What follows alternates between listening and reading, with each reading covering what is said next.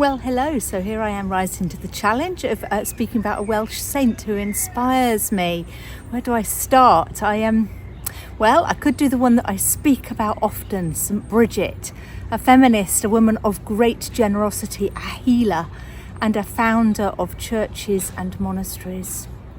But there's something else that's niggling me.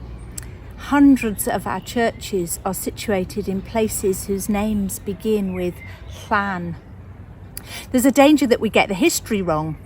A Llan is an ancient enclosure, an ancient site, a special place, possibly a pre-Christian special place.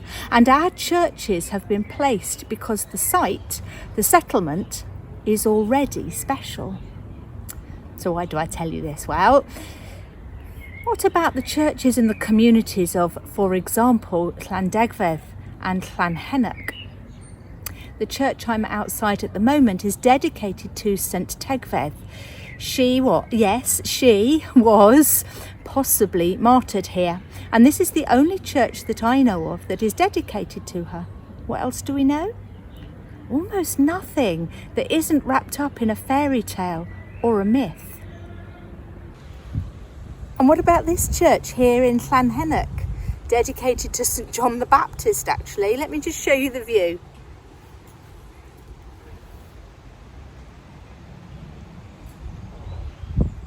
So I've come in out of the wind.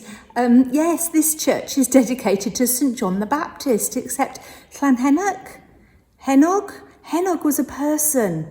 He was special enough to have this Llan named after him. Although the dedication is actually long lost. What did Henog do that warranted a place and a title of saint, but that wasn't documented anywhere that survived? These are just two of the saints I choose to lean into. The named, not forgotten, but also not clearly remembered. How great their shoulders are that centuries later we still sit on them, though we don't know or understand why. And how many of these saints are there? We always talk about the cloud of witnesses, the communion of saints. We know they walk among us and they surround us on every side.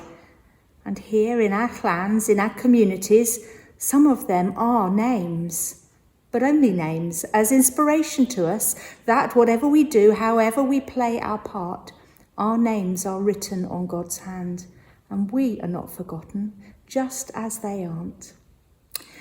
So there we are. That's 2 or 3 of the saints that are important to me. And of course, you can tell there are many, many others.